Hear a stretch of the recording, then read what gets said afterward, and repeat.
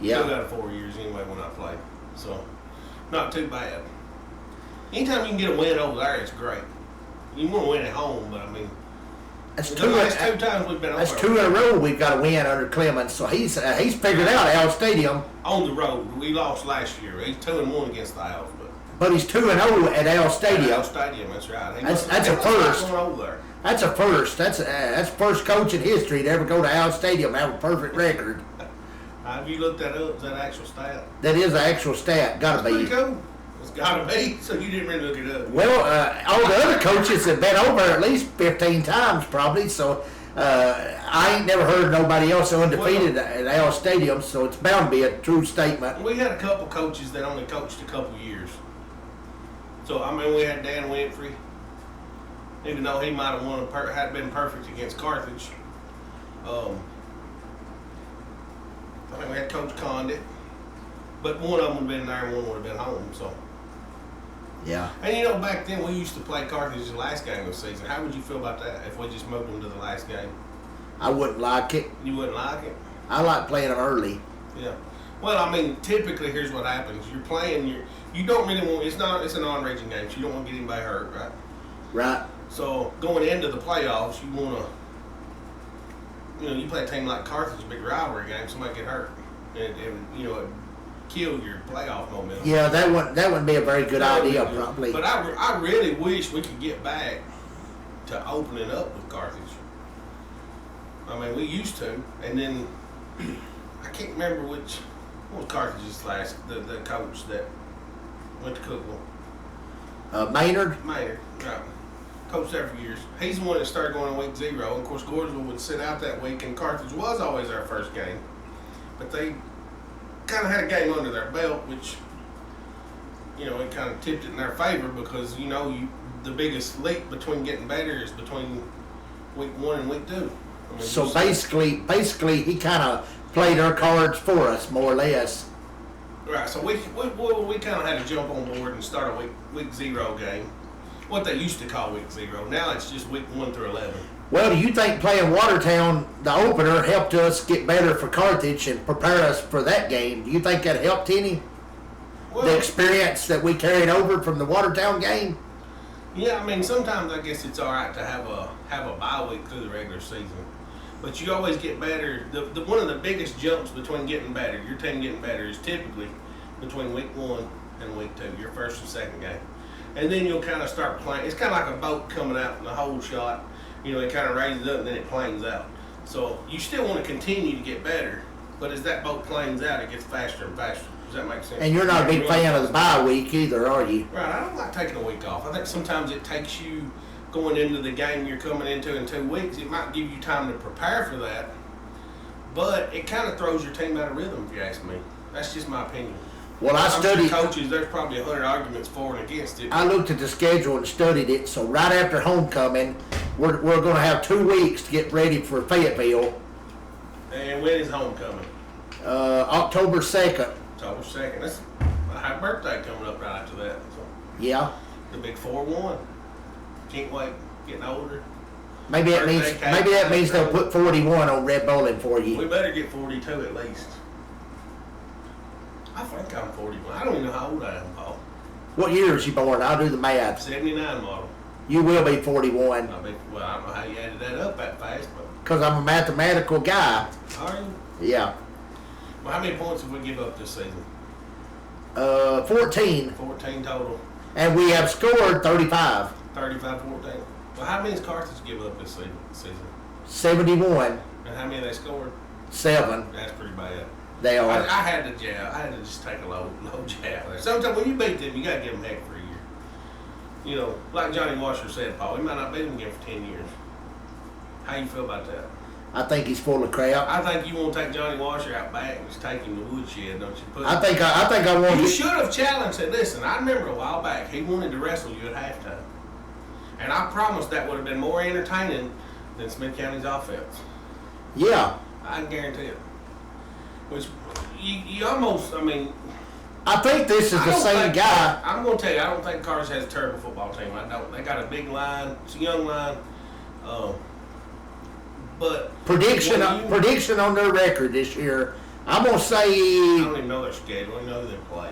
I'm gonna go with 3-7. 3-7 for the Owls. I agree, just because I don't know. I'm gonna say they'll beat Sequatchie and Sequatchie. They'll beat Sequatchie and they'll beat Grundy and they'll beat the Cannon boys from down there to World War II, who fired off their little cannons. I don't know about all that, but And they might beat Stone. Stone Memorial, they play them. Yeah. That's possible. I don't know. Well, you look at it. You look at it already. They played us and they played Macon County. So Well, this Macon, week. I'm gonna tell you something. Macon County has a fine football team. I'm gonna tell you something else that maybe people probably don't really believe this. Gordonsville has a fine football team. Our defense, even last year, as young as we were, we had one of the top defenses in 1A, believe it or not. We run across a juggernaut in South Pittsburgh. That's all you can say. And, we struggled offensively to move the ball. And that just kind of, I guess our I've said it for the last year, our defense, they run out of gas toward the end of the ball games. And as soon as you can, this is going to happen. Our offense is going to get better. As soon as that does happen, our defense is going to get way better. Because they're going to be still energized in the fourth quarter, and they're going to be prepared for what, for it going. You take a team 3 and out. How many times have we done that? We've done it several times the other night. 3 and out after 3 and out after 3 and out. We did give up a few first downs on pass plays and stuff like that, but I thought all our defense was top notch, and I don't think Smith County. They might later on, but I don't think they're going to see a defense as good as ours, or maybe as good as Lafayette's was. Because Lafayette, they have a fine football. They got kids up there. They got kids getting recruited. So Smith County, keep your head up, and maybe you'll pull one out. But This I just week, don't like Carthage. I mean, this week the Owls got to play. I don't care if they win out. They got to play the Upperman Bees. Upperman's got a good football team as well. So. Upperman coming in 1-1. Right, they got beat by Cookville. I mean, you're talking about a 6A squad there, Paul. Then they come back and they beat DeKalb 27-21. Yeah, so I mean, Smith County could have a good shot in there. I don't know. I don't know how good that Baxter and DeKalb is. I don't know. Yeah, they're playing Baxter and DeKalb and Stone and maybe Cannon, you said Cannon. Cannon and Grundy and Sequatchie and. Where is Jackson County now? Are they 2A? I'm not sure what they are, but they're 2-0. Or are they 3A? Whatever they are, they've started off with a 2-0 record. That's pretty good. Not bad. They went from not winning a football game like a year or two ago to hitting the gear. Now they're 2-0, so right. they're coming back. Must be all them high taxes they pay up there. Their property tax higher than ours, Paul. Who's that basketball coach that coaches at Jackson County? The one that's a legend.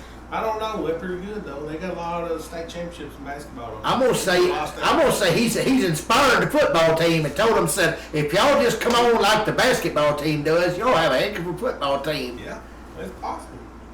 Hey, a good coach can coach anything. That's the truth of it. You think Coach Harold's giving her boys some inspiration? Coaching a lot of times, maybe being offensive defensive coordinator, that's a different story. But as far as coaching to motivate kids, and of course they don't do it like they used to. Talk about what you told me about the ways that you motivate a kid. Tell that story. I don't remember that. Where you pat them on the back or that? I was explaining that there's 2 types of people in the world. The kind that you can put your foot in their rear and tell them to go, and they'll go to motivate them. Or the kind that when they get back to huddle, you got to pat them on the back and give them a piece of candy. And it's up to a good coach to decide who's who and which player they can do that to and whatever these days, because that's the way it is. Or you can it seems like today there's more kids that you got to give a piece of candy. But the good thing that I know about Gordonsville is Coach Clemens can still put his foot in somebody's rear end and get something done. I think the days of giving out the candy, we should save that for Halloween. I guess. Because if you want to get something out of a kid, you got to do the Bull Sullivan way, and you just gotta put them in there with them gators and say you either sink or swim. You got to. maybe set up a 1st and 85 drill and tell them I'm gonna get my shotgun out. And if y'all don't get this first down, then it's gonna get bad. Hey, that was an interesting character. I know we were talking about Smith County game, and we'll get more into that here in a few minutes. But if you've never heard the story of Bull Cyclone Sullivan, you really need to look into that guy. There's a documentary that his players did about him on, I think it's Prime, Amazon Prime TV, if you got that. And then you can there was a Sports Illustrated article, and I actually shared that earlier today. I mean, that was an interesting read. They said that Bull Cyclone Sullivan used to take, he always believed somebody was watching him at practice, spying on him. The other team was spying on him, kind of like a Bill Belichick kind of guy. He didn't want that. So he would post up the managers with shotguns. He went by that name too, Shotgun Sullivan. But he would post up his players or his managers at certain points around practice, and he told them if they see anybody, shoot them. Right? Of course, when people stand there with shotguns, you wouldn't want to roll up and just watch practice, would you? No. I don't think I would either. But one day, the manager's just old country boy from Mississippi, and he was sitting out there and he was posted up in this spot, and they said that they were down there coaching right in the middle of a play. They started hearing about 3 shots pop off from that shotgun. And he said, Coach Sullivan said, "Oh Lord," he said, "who's he shot? Getting a shot somebody." Wasn't really serious about it, but wanted his players to think he was serious about it. So he's panicking. And he runs up there to the manager, and he's got 3 quail laying there. He said, "Coach said, come me a quail flew over, and I couldn't resist." They gave Coach Sullivan a heart attack. But that's just those are just real stories that you hear. You've heard people on that documentary. They talked about it. It's just funny. Tell them about the story about what he'd do during timeouts, where he'd get them out there and they'd have to beat heads with each other, go ahead and go 1-on-1. Just get a big 1-on-1 match going on there in a timeout instead of even trying to make an adjustment. What he would do, here was his strategy though.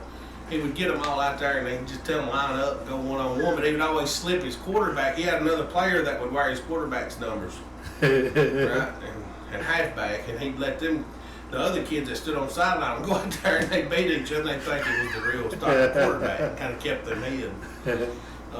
Another good story about that dude. He played at some bowl game, and I can't remember where it was. I read about it, and I don't remember where it was at. But it was in some kind of stadium. And he was afraid, they required him to practice in the stadium, and he's looking around. He said, "Man, there's all kind of places in here for people to hide and spy on us." He said, "I tell you boys what I want you to do." He had a playbook drawn up of some of the craziest plays. You wouldn't even run them in a game.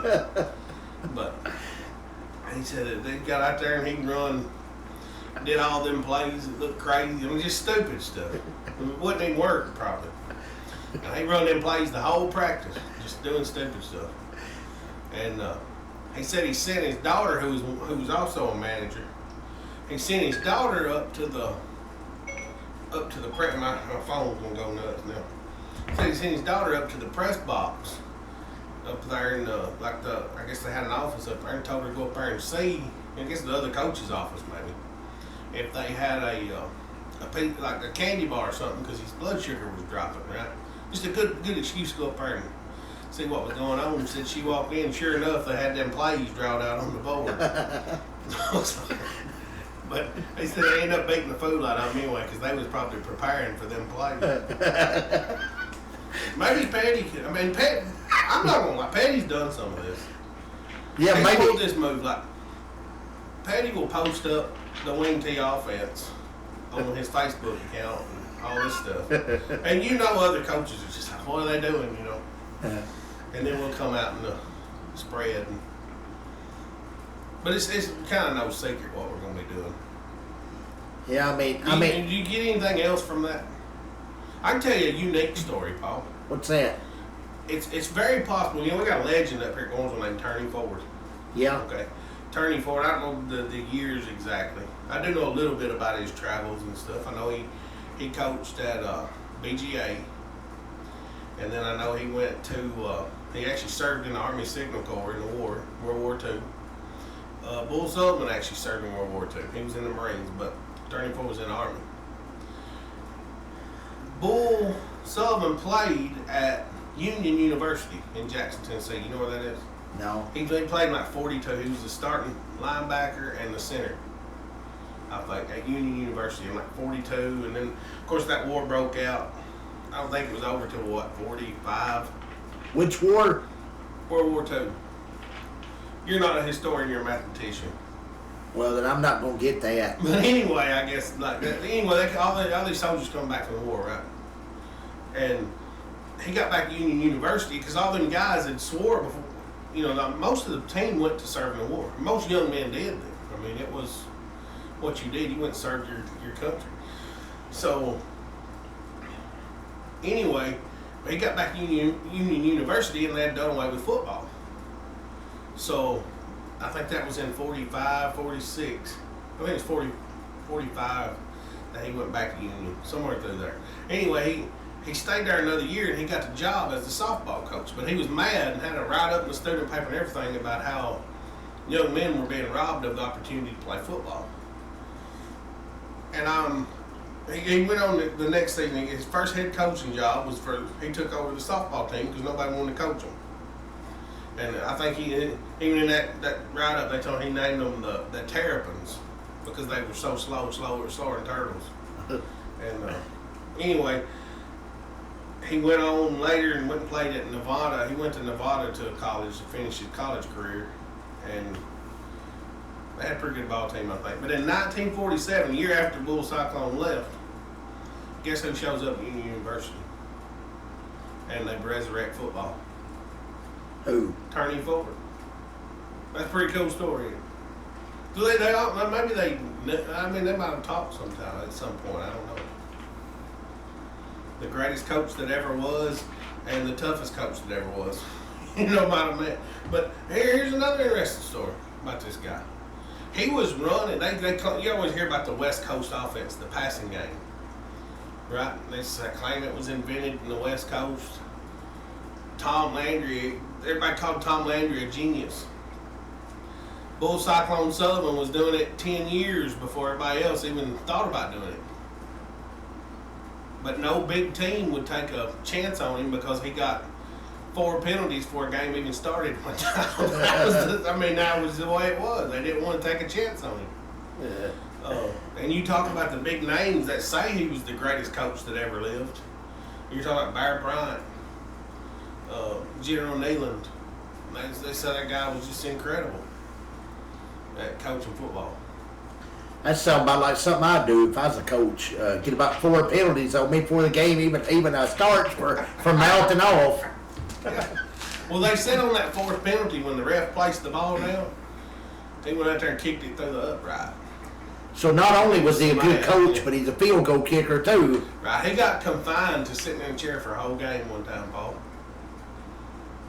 But he did it. You know what I mean? It was as tough as the guy was. But I tell you what else he did. That a lot of people, you hear all the stories about how rough and tough he was. Of course, he was a old Marine drill instructor. They claim he once killed 7 Japs with a shovel, and that's the truth of it. And that was just coming from that documentary that he really talked about doing that, storming a machine gun nest and all he had was a shovel. But we was talking about how he got his rough and tough ways, and probably from the Marines at boot camp. And he said the worst part about being a drill instructor was that when them kids got there, they absolutely hated you from the day they got there up until right before you left, and then they loved you to death. And he wanted to carry that over into coaching. And he said, and then the worst part about being a drill instructor is that once those kids left that loved you, a whole new group would come in that hated you. And that's kind of how he done his football program. He said they'll either love me and stay, or they'll hate me and run off. That's right. They tried to run them off, And he wanted to weed out the survivors from the weak. Well, a lot of times you go to boot camp. That's kind of what happens a lot of times. They're weeding out the ones that can't hack it, that aren't mentally tough. So why ain't we doing that as a football team, taking the ones out that ain't got the toughness to play? I'm just going to go out on a limb here, Paul, and say that if Coach Clemens put that in his thing, we'd wind up being on Red Bullin's level because kids can't take that thing. It's not really the kids a lot of times, it's a lot of their parents, you know what I mean? They can't take that kind of demand on their kids. Yeah, I mean, a lot of them, I don't know.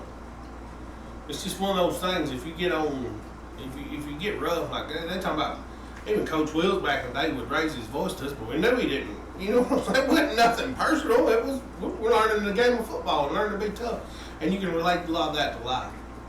And I think Coach Sullivan did that. But there's stories about people that, that went to look for a job after they got out of college playing for Bull Sullivan, and almost every one of them would get hired because of their experience with him. There was one player that went in to fill out a resume at an insurance company for a salesman, and the guy asked him, and he said, "Son, did you play football under Coach Sullivan?" He said, "Yes, sir." He said, "Find this guy a job, find him a position, make him one." You don't even have to fill out an application, because they knew they were tough, and that's just the way it was. If they could survive that, they could survive anything. But all that goes back to his training in the Marines and stuff, coming from Paris Island. You need to go down there one time, Paris Island. It's an experience to see. Right. Coach Sullivan's kind of coach, Paul, that he set up an obstacle course kind of like Paris Island for his players to run. And he would intentionally set up a tripwire and have his managers pull it when them kids run just to trip them. I mean, it's just to see if they would get back up. Or if they're going to be the type just lay down and quit. Lay down and quit, yeah. And if they laid down and quit, he didn't care. I'm not going to say he didn't care. He just let them go. I even read a story where one guy broke his nose and he said, "You'll be all right. Get back in there." That's right. I mean, that's tough. You can't do that these days, or you wouldn't have a football team. That's just the way it is. Because they break their nose and got blood all over the uniform, manager's going to come check on them and everything, and they ain't going to say, "You'll be all right. Get back in there." Right. You probably wouldn't have made Coach Sullivan's team, Paul. No. But they wouldn't ever sign their scholarships until the day of the game, because they were so afraid those kids were going to leave. And until that first game, the day of their first game, before they got on the bus, they'd sign their scholarship to play football. Because he wanted to make sure who was going to stay and who was going to run off. That's right. He wanted to make sure of that. But anyway, we're going to take a quick break here. We're going to come back and talk more about this Carthage game and the upcoming game against Pickett County, which in the years past we hadn't had a whole lot to say at Pickett. I mean, honestly, it's Pickett County, other than it's a region game and we need to win. Right. So we're going to come back and talk about this hind-end kicking we put on Carthage last week, just for Johnny Washer. And rubbing his face just a little bit. Maybe he'll watch this. Right. Somebody tag Johnny if you got to. Make sure he sees this. All right, we'll be right back. Reno Bun here for Carthage Save Way. We are... Man, I tell you what, I can't even read these big words, man. Wasn't real good at reading. Come in third in the spelling bee one time. But anyway, that's beside the point. We're going to talk about this Carthage Safeway. And I'm going to tell you, probably the best grocery store around. Years ago, we used to go shop right. Then went to shop wrong. Don't buy there anymore. Go to Carthage Safeway. I can go and see Todd and Angela. Tell you what, greatest place on earth. They got they got everything you need in there, Paul. Went in there one time and get me some, they had Sprites on sale, right? Going on, you buy 6 Sprites, you get them on sale. I went in there to get 6 Sprites and accidentally picked 7 up. So, didn't get the deal. But anyway, I tell you what they are too, Paul. You go in there, only place around from northern Alabama to southern Kentucky. The only grocery store around, you can go in and buy just 6 eggs. Everywhere else I've been, you got to buy them in multiples of 12. See? But they do got 18. This is multiple of 6, I suppose. 6 times 3 is 18. But who's got that kind of money, But I was so amazed the first time I went in there that you could buy just 6 eggs that I bought 2 of them. And took them home. I was tickled to death, to buy a 6-pack of eggs. It just made sense. But the cool thing I noticed when I picked up, I accidentally had 7. I was supposed to get Sprite. My daughter likes some Sprites, but I got 7-Ups and them eggs. You go up to the front, and the bag boy will always ask you if you want paper or plastic. Do you know why they do that? Because they ask you that because the baggers can't be choosers. But if you get a chance, stop in there at Carthage Safeway. You got breakfast, lunch, dinner. You could probably just go up to their house and eat. I mean, they'll probably cook for you out there on the back porch. I'm sure they got a grill and they got all kind of meats and stuff over there they can go get and just whoop you up a steak. Any time of day, they're good, hospitable people. Great hospitality over at Carthage Safeway. You can't find a better grocery store around here. Welcome back to In the Huddle. Alright. We're back. Had a good little break there, went outside and got some fresh air. Wanted a milkshake, but everything's closed, so. Right. You like milkshakes too, don't you, Paul? Not anymore, but not after the episode I had with it earlier. We won't get into that here on In the Huddle. We're going to go back and talk a little bit about this Carthage game. And I thought we played a heck of a game. Right. Offensively, defensively, we had some production and stopped them from getting a lot of yards. You know, we had a couple plays that, I guess we call them big plays because we basically shut them down. I mean, our defense, we talked about earlier, they played great football for a while, and now it's even stouter with some of the kids we've got. So, and they've got a lot of experience. So, I think I was going to ask you a question here.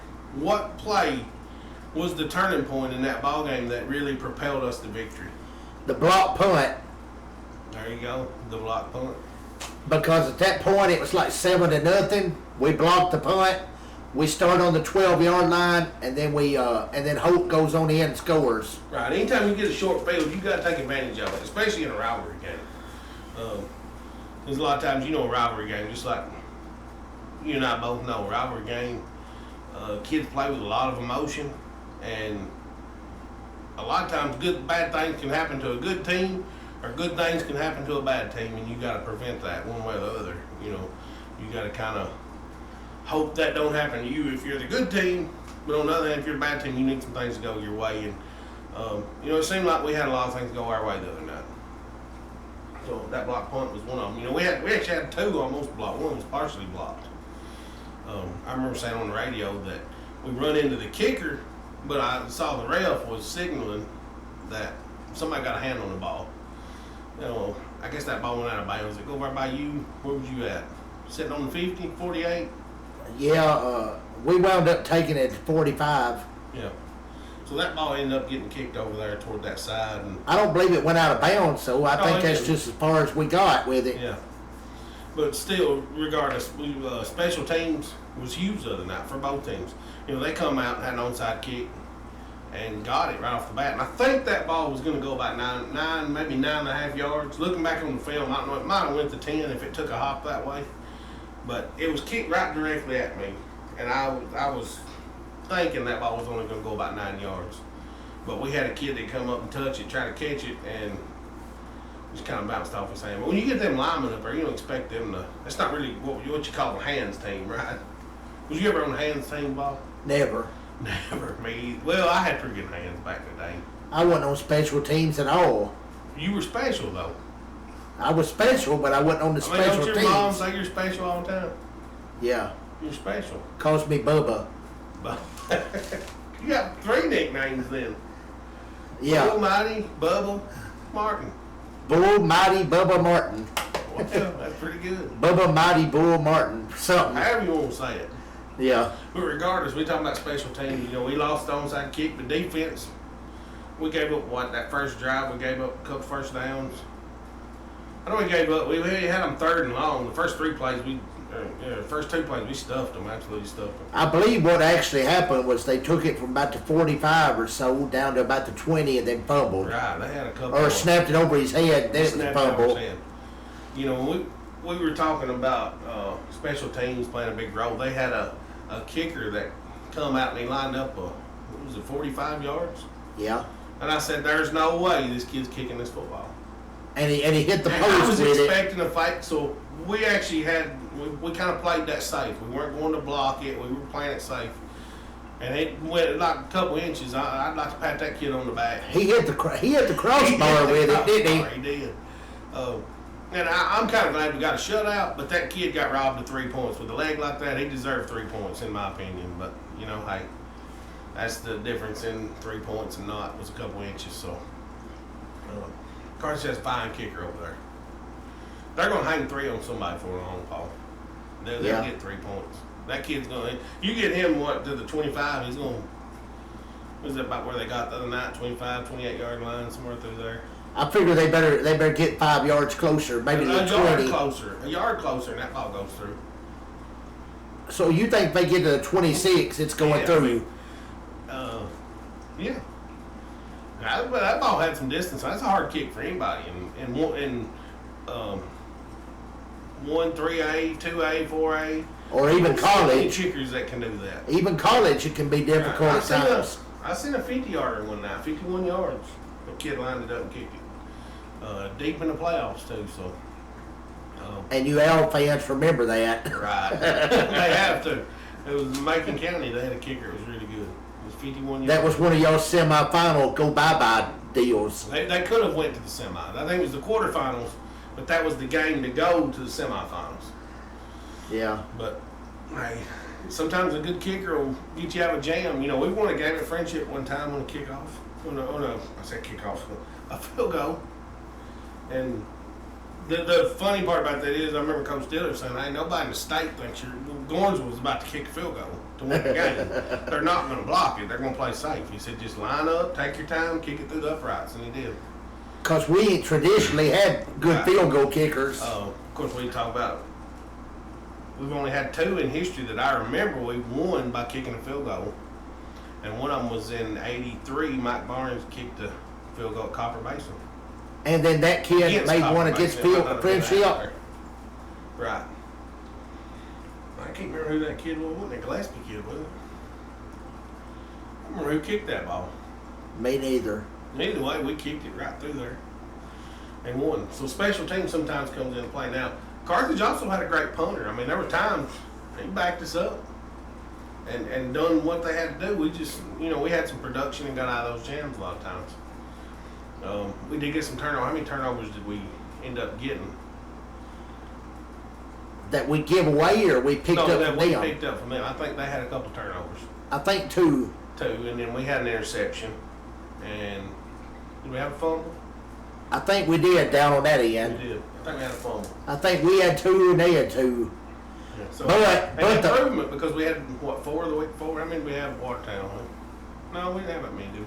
Yeah, we had 4 at Watertown. 4, right. I was thinking maybe we had 3. We had 4 at Watertown. Yeah. So definitely an improvement in the turnover game. And our penalties were knocked down to very little. Yeah. Oh yeah. I think those refs were ready to get out of there. They're ready to go home. Well, they didn't really call any penalties on us in the start. They did. Well, we had one ball that I know I was calling it from the booth, and I remember Pat called the play. And I remember asking him right after that play, I was like, Pat, did that ball skip? The ball actually hit the ground and skipped up to Trace and Davis. And they called it a completion. They called it completion, but the very next play, we got a 15-yard penalty for an imaginary block in the back. Because I watched the film and I've never seen it. It might have been a block in the side maybe, but definitely not the back. And I think it might have been a makeup call. It was a makeup call. And I think that was one of the times we ended up punting it back to them. We didn't get the first or whatever. But regardless, I think they made the right call, even a makeup call, no big deal. We were probably going to be in 4th down anyway if the pass was incomplete. It'd have been a 4th and short. We probably would have punted.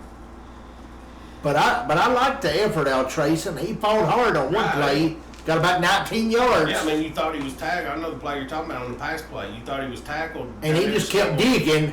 He come back in bounds and kept going and got a little more yardage out of it. All the way to 12. Yeah, kid's a fighter, so. Anyway, one player offensively, we're gonna go through this. Offensively, one player that stood out in your mind. Tyler Gregory. Tyler Gregory, good pick. You can't argue that Tyler Gregory, I think at halftime, I don't know how many yards he had, but him and Darryl were real close. But Tyler, he's just a natural athlete. He's an athletic kid. He can do a little multitude of things. Catch the football, run the football, probably throw the football, because that kid used to play quarterback in junior high. So he's probably all around one of the better athletes on the team. Probably see a lot of wildcat out of him through the years. You see Darryl in the backfield, he's probably, you know what I'm saying, he's just strictly going to run the ball. So I don't know, Darryl might can throw it too. I've never seen him. And if he can't throw it, I don't want to find out in the middle of a game. Right. You know what I mean? Try this out in practice. If it don't work too well in practice, then leave it out of the game. Right, but one thing about that kid, he is a fine running back. He scored, 2 touchdowns, and then Gregory scored the other 2. Well, one of them, I'd like to give a little credit to Lucas Carter because he absolutely bulldozed a kid down at the scoreboard end. I think it was the last one. Man, he just plowed a hole through. It looked like a D9 bulldozer going through there. But, that's got to be scary as you're sitting over there defensively, and you've got Lucas Carter. You got 3 running backs horizontally stacked in the backfield. And you don't know which way they're going. They're going left or right, one of the two. You probably got a guard that's going to pull in front of Lucas Carter, and then the next guy in line, either Darryl or Four, depending on which way they go. You know what I'm saying? You got these guys stacked up in a line and coming at you. That's got to be intimidating. I love it. Coach brought back the old smokestack eye. Well, really, it wasn't a smokestack eye. It was a horizontal split, like a split backfield, but 3. It's a variation of the smokestack eye. It's a smokestack minus sign. The smokestack minus, we'll call it. I'm sure it's got some kind of technical name that I just don't know, because that's old-timey football play calling. Well, what if we just call it the horizontal V? Which they used to run a quarterback with 3 of them.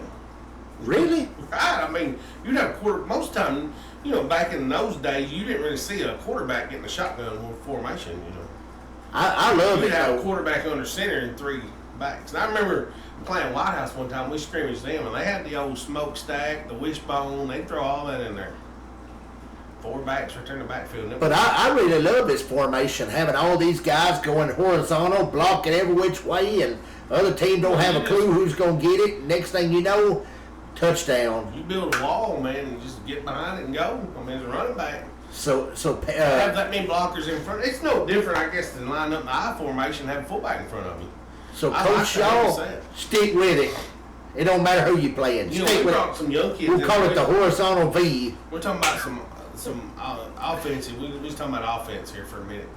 You was talking about your player was Tyler Gregory. It stood out. And of course, I named a couple others that stood out offensively. But my key to that game the other night was Damian Franklin, the center. Not one bad snap. And how many times, Paul, can you look back over the last few seasons in a game that maybe, we didn't have a game that we had a bad snap almost every one of them.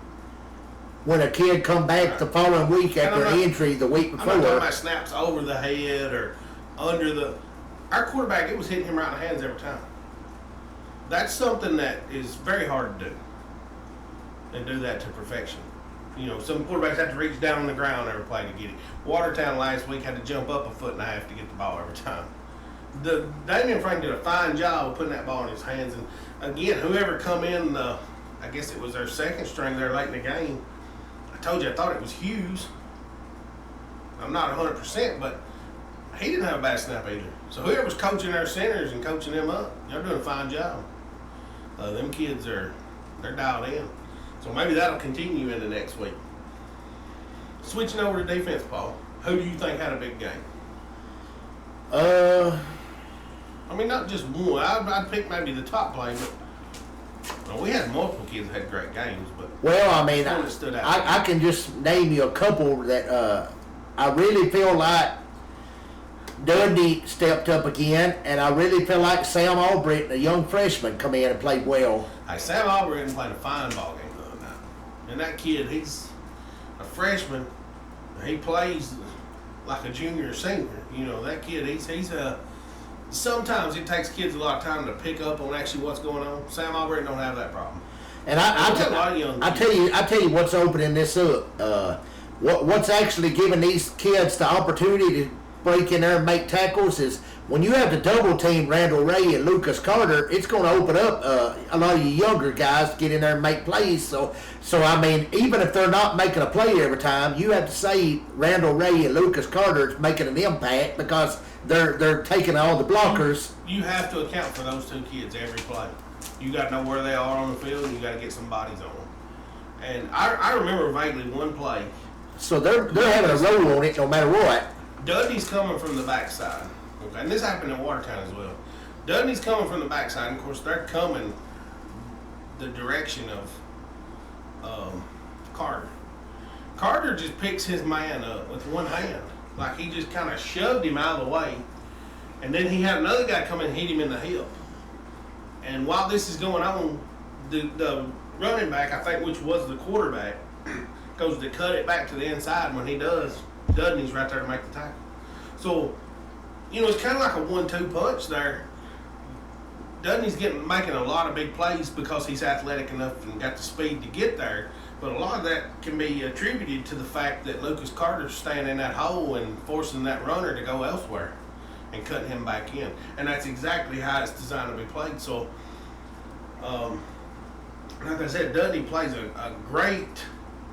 he played a great football game and stood out. And a lot of that is team play because it takes those two, or really more than that. Everybody's got to be working together. But that combo right there really pays off. And I think Petty sees that, and he loves to send Dudney on the backside on a play that he thinks going toward Lucas Carter because he knows he's going to slow him up. And when they do, Dudney's got the speed to be right there. So, right on the money. So, like I say, that them two being double teamed opens it up for the others. Right. I mean, they have to. So, I mean, they have to double team. We basically could say that every game, that these two right there in the middle are impact players. Right. I would be willing to bet that there's not one kid. There might be somewhere out there somewhere capable of doing it, but there's not one kid in single A football that can line up and block Lucas Carter every time.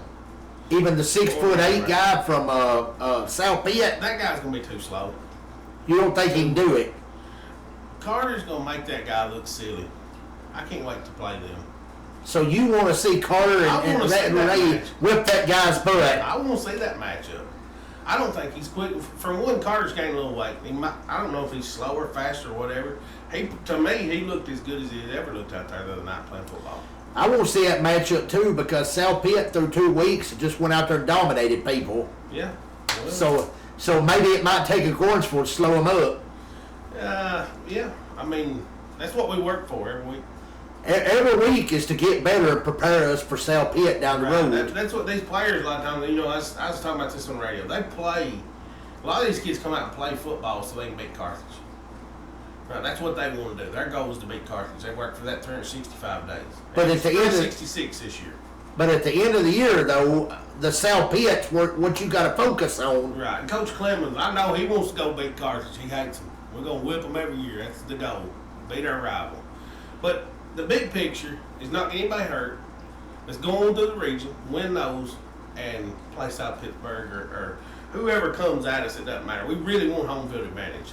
So, great win against Carthage, 28-0. We're going to give Johnny Washer heck for it anymore. We've already done that quite a bit. Take a little slack up on him a little. Well, Bless his heart, he's just cheering for his team ball, and here you are picking on him. Well, he said he could beat me in a wrestling match. That would have probably been more interesting to watch you and him on the 50-yard line at halftime going at it wrestling than their offense. Right. That's the last jab I'm getting in on Johnny Washer and Carter this year. So, anyway, Johnny, I hope you're listening. I know you're a fan of the show. We're going to convert you to a Tiger fan. And honestly, I don't care if Carthage goes 9-1 every year as long as we beat them. I really don't care. Right. But anyway, Friday night, Paul, we got a big game coming up. First, it's the region opener, right? Right. We got to go to Byrdstown. If you've never been to Byrdstown, there ain't no easy way to get there. If I give you the Rand McNally map, could you get us there? No. Do you even know where, geographically, which direction? All I know about this Byrdstown is you go up through Cookville, you go up through Livingston, and you're pretty much there once you leave Livingston. With another 40-minute drive. But yeah, you're on target. You're going in the right geographical area once you go through Livingston. So if I hand you the wheel Friday night and I sleep, take a nap in the back, you could get me and Pat there successfully. No, because once we got to Livingston, I'd be dead. I hope you don't wreck us before we get there. And that's if I driver's license, Paul. No. So we might want to keep you up there, up front driving. All right, I'll take the wheel. Because this is like duck hunt we're playing, and if we, and it'd be about like duck hunt if I was doing the driving, because we'd be doing a lot of ducking and hunting or live. I wouldn't be able to sleep too good, would I? No. But anyway, Birdstown is good drive up there, scenic drive. Play on an old baseball field. Yep, that's right. I mean, sometimes you don't know whether we're trying to steal second or what we're doing, you know. Right. So that could work in the favor. You was talking about that earlier with our running back. Yeah, because he's an old baseball player. He's a great baseball player, so he may excel. You expect him to have a big game on Friday night. I do. I expect him to be beast of the week. And he's probably never played football on a baseball field. Well, he's about to. He's about to. You know, one thing about Pickett County, you get down there near that end zone. It's usually dark. It's really dark down there. So bring a flashlight. If you're a player Friday night, you might want to take your flashlight. There's been some balls lost over in that corner. And another thing, might want to bring a fold-out chair if you're a fan at home listening, because they don't have very many bleachers. And you can just sit wherever, right there up next to the field if you want to. They don't care. You're going to huddle in right there behind the players, no fence, nothing. Paul likes that. You can go out there and get in the timeout. I think I looked up there like a couple times last year, or a couple years ago, and Paul's in the huddle with us. I do like Pickett County for that reason. We call timeout, and Paul's on a knee down there with him. I do like Pickett County for that reason, because there ain't no fence in the way, and I get right there in the huddle and call plays. You dial them up. Yeah. I know at halftime a few years ago, the junior high championship game, Paul was down there at halftime in the huddle with him. Yeah, and Petey actually said, Paul, it's 0-0. We got about a minute to go for the half. What am I going to do? I've tried everything I know. Give me something. And I said, I'll tell you what we're going to do. Tell me something. You tell me one thing, and then I'll dial it up. I said, are they stacking them up in the pile to go after Aubrey? Yes, they are. I said, all right, then, come here. 24, get over here. Looper. Is that your name? Looper. Looper, here's what we're going to do. You're going to run right down the field. Matthew's going to throw you the ball, and you're going to go score. Because if they're in that pile, ain't no way in the world they're stopping you. And I'd be dang if they didn't throw it right square on him, and he's 20 yards in front of everybody, and he's gone. Dialed it up. You beat him in the end zone.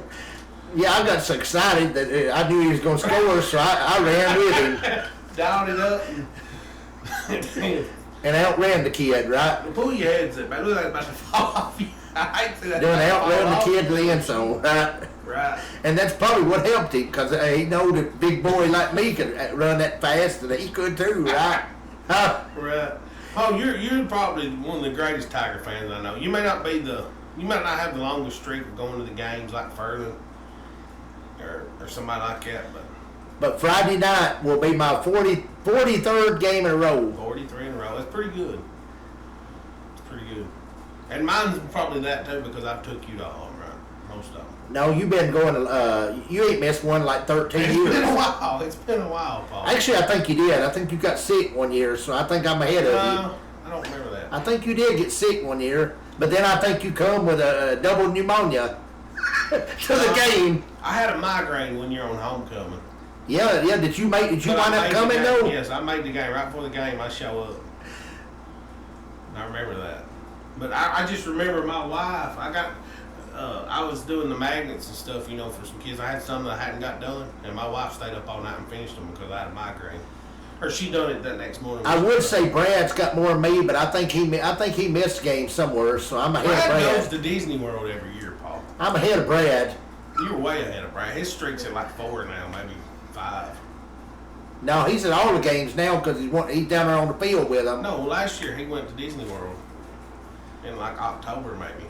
And they say he's the #1 fan, and he ain't been to 43 in a row. Well, we're going to have to take that up. We're going to have to go to midfield and wrestle for it. Yeah, you're going to wrestle Brad Sykes for a social media coach. No, Could you handle their Facebook page and their Twitter and all that? Could you do all that? All right, Brad, you're safe. I still want to see this wrestling match. Maybe I'll do Johnny Watcher. I think Brad does a fine job of that. Maybe I'll do Johnny Watcher because that's more my speed. Brad's coming. We collaborate a lot on Photoshop and Adobe Illustrator. Yeah. And I try to teach people design. You know anything about design? No. The worst thing you can do is design in Photoshop. It's the absolute worst thing you can do. You can make something look good. When you blow it up for print, it looks horrible. By the way, I want to give Michael Hughes a little credit because I've seen some of his photos He does some great photos. where he did some photos on some of our football players. Right. For some of them kids. Matthew and maybe a few others. Right. They look pretty nice. But the thing is, when you're doing some kind of graphic design, you always want to design in Adobe Illustrator and not Photoshop. Write that down. Don't ever forget it. Adobe Illustrator is a vector-based artwork. I can make that picture behind you. That is a vector-based image because I converted it with Adobe Illustrator to a vector-based image. And what that means is I can blow that thing up as big as I want, 20 feet if I want to, without losing any or getting pixelation or whatever. Tell us why you don't want to do it in Photoshop. Because in Photoshop, the difference, you got raster images and you got vector images. Okay. Well, what's wrong with a raster image? A raster image is made up of a bunch of small pixels. Okay. You used to get, like, let's just say, several years ago, you could get you a 16 megapixel camera, and it was great. And megapixels meant there were so many thousand pixels per inch, and it was great until you blew it up the size of a billboard, and then it didn't look so good. Not great at all.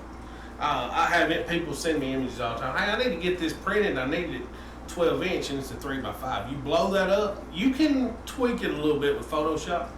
Still doesn't look good. The best thing to do is take that image while it's small, vectorize it, convert it to a vector image, then you can blow it up as big as you want and not lose any pixels.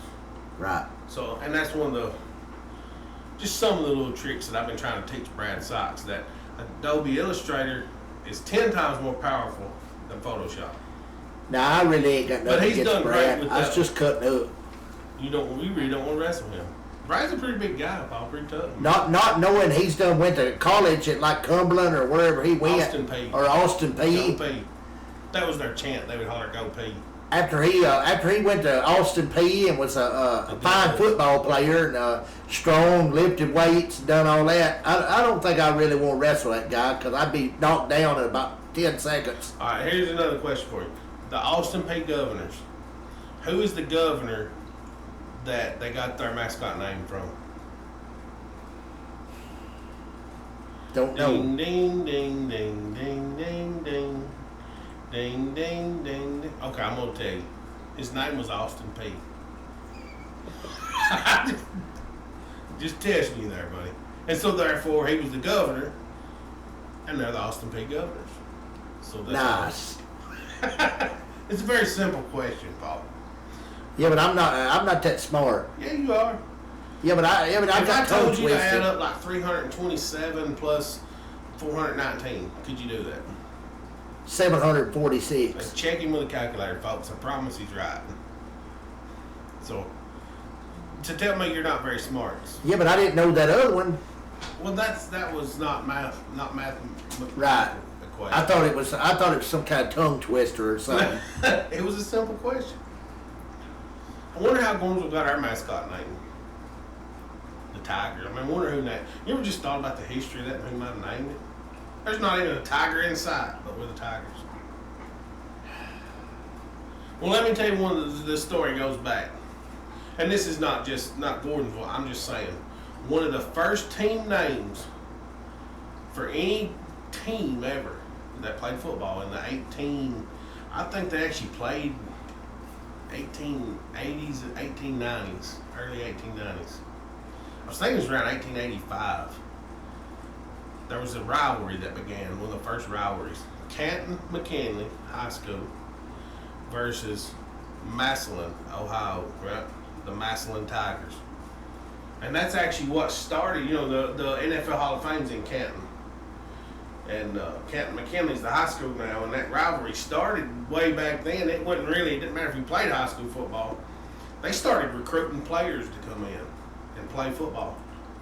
And the one team, they hated each other so much, that game meant everything. Everybody in town went whether they knew somebody playing or not. So these people started paying players to come in and actually bought teams, and eventually they turned into two high schools, and they're still rivals to this day. And it's one of the largest high school sporting events in the nation, as far as I know. So if we ever We run need it to get an opportunity to go to that one day. We'll go. to the Canton Hall of Fame, No, to the Canton Massillon rivalry game. where's They play that? on a Ohio Saturday. game? It's in Ohio, near Canton. But they play that on a Saturday most of the time because it's like a college football game. Each of these high school stadiums hold 20,000 plus. So you think if we have an opportunity to go watch other schools play, that's a game we're going to want to go Well, see? I mean, I'd like to go see that game. Because it's got a lot of history? Right. I mean, you're talking about players like Jim Thorpe. You ever heard of Jim Thorpe? Yeah. Jim Thorpe won the Olympics with 2 different size shoes that didn't even. Somebody stole his shoes and he outrun everybody there in 2 different size shoes that he just picked up somewhere. Yeah. That wasn't even the same color. That got smoked everybody there. I mean, that's Jim Thorpe. And But he I tell played you one of a these story. schools? You ever hear Newt Rockney? Yeah. Okay, well, Rudy, we're talking about Newt Rockney. Well, both of these guys played at this school. Like one played at Canton and one played at Massillon. I think Newt played at Massillon. The other played at Canton. And this is back when they paid players to come. The beginnings of the NFL, the pro football. And anyway, Newt Rockney, they said the first 2, I think it was the first 2 or 3 plays of the game. I think it was 2 plays. Newt Rockney stuffed Jim Thorpe in the backfield, just shut him down. Was Newt Rockney a defensive player? Right. He looked up. Jim Thorpe looked at him. He said, "Newt, you see all these people here?" He said, "They came to see Jim run." Jim told him that. Told Newt Rockney that.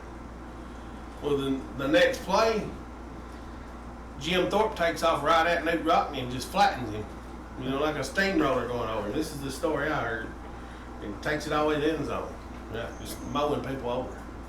And he comes back and they're picking Newt Rockney up off the ground. He said, "Man, I really want to thank you for letting me run right there." He said, "That's what these people came to see." Like he just flattened the guy. But, interesting. Just stuff like that. That's football stories of the old lore of great football plays. So that's like if I was a running back, I went up to the linebacker on the other team and said, "Just let me run one by you, just so all these people would cheer." And I don't think you get it, Paul. Jim Thorpe was going to kill him, absolutely kill him, because he'd done tackled him twice and he was mad. So he absolutely killed him, and then he went back and thanked him for acting. You know what I'm saying? So he didn't let him do it on purpose. Again here in a minute. He didn't let him do it on purpose. That's right. He just flattened. And Newt wasn't going to let him run. But he had no choice. He got smoked. That's right. Yeah. All right. So Pickett County prediction. You got score prediction? I'm gonna say 42-6. 42-6. That's pretty strong. We usually go up there and rack up some points and some stats. And I look for Darryl to have a big game. I do. But I tell you what, I look for Darryl maybe not to have. I think he's going to put 100 plus up, easy. But I think Albritton's going to have. He's going to come and get the opportunity to have a breakout game. We've struggled a little bit in the passing game, and you can't say much about Smith County in that game because it rained a lot and we didn't throw a lot of passes. What did you have? 1 interception. And of course, it was like a punt, so no harm, no foul on 3rd down. Maybe it was 2nd. I don't remember. Regardless, we had an interception there. We had a couple interceptions against Watertown. 3. Right. So he's going to have an opportunity Friday night. And I think they're going to try to get him some work in. So I think you're really going to see the football be tossed around Friday night. And like I said, the only drawback to throwing that ball around Friday night, they got 1 set of lights in center field. And I think that would kind of be the 20-yard line, maybe. I don't know. There's only a couple, very little lighting.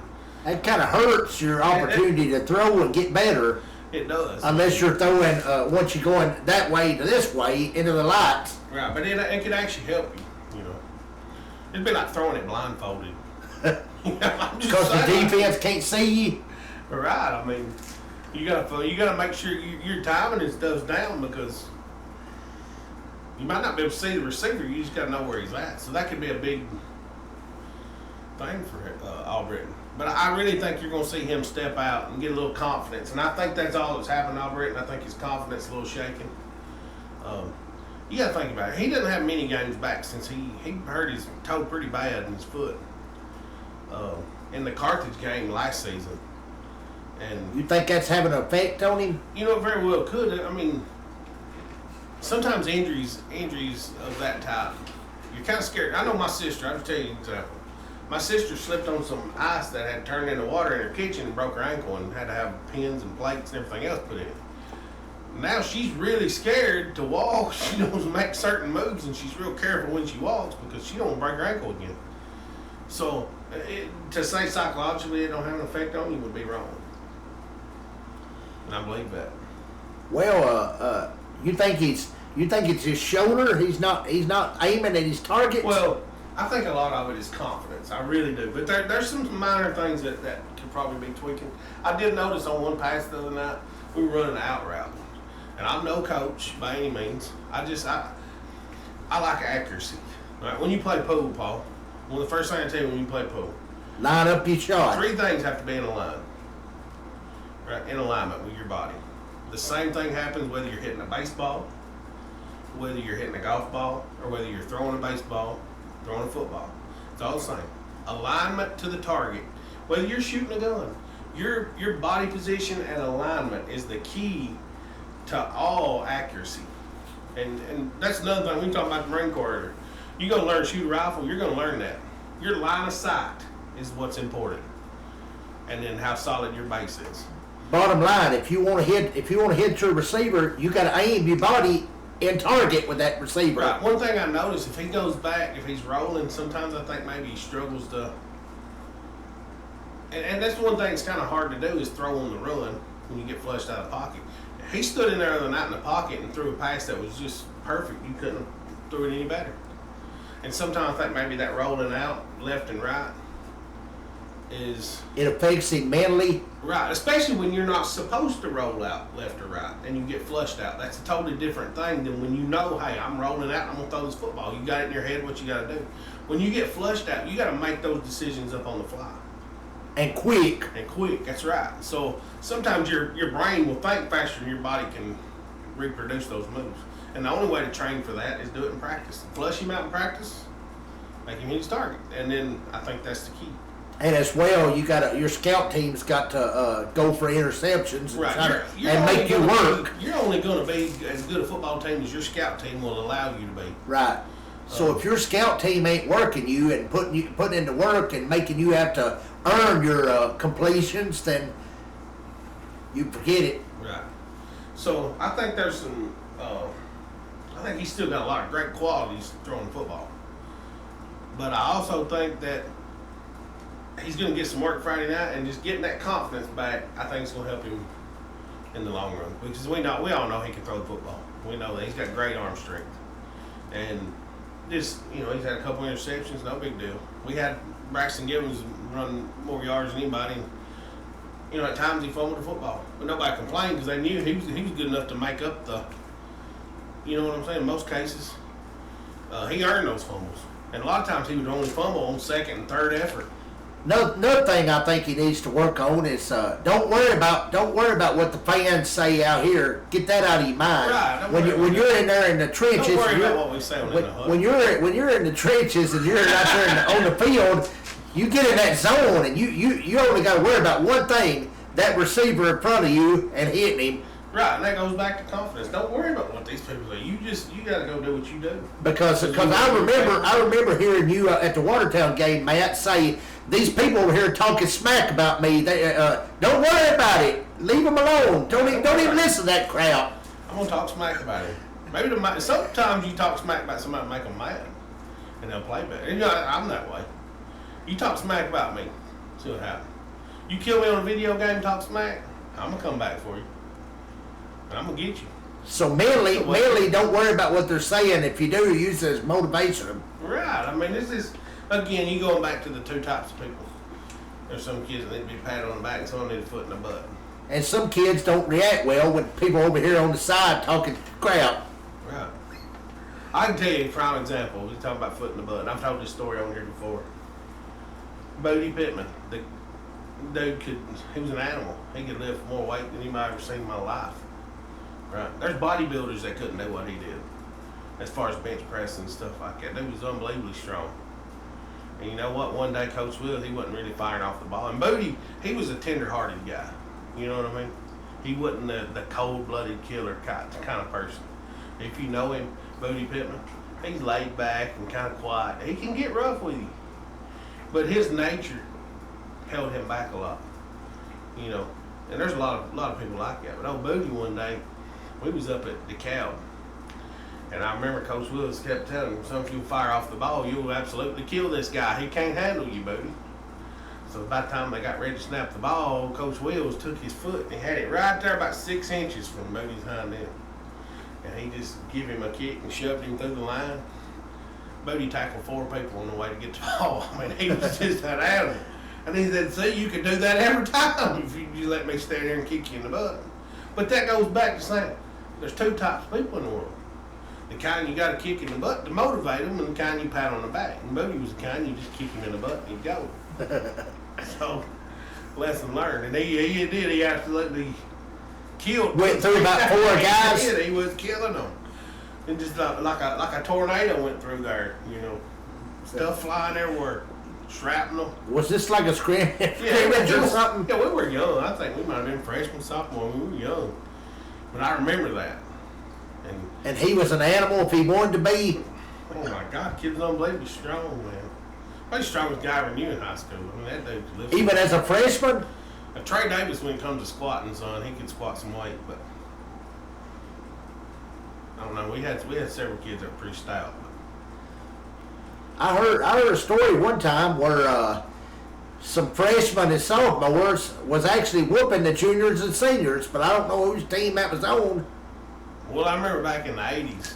But I hear this story at family reunions. Somebody told a story though. One year's team, the freshmen and the sophomores was actually whooping the juniors and seniors and doing it consistently. Right. Coach Wills was coaching the freshmen and sophomores, and they challenged the juniors and seniors. You know, they did the old goal line stand, and they couldn't stop them.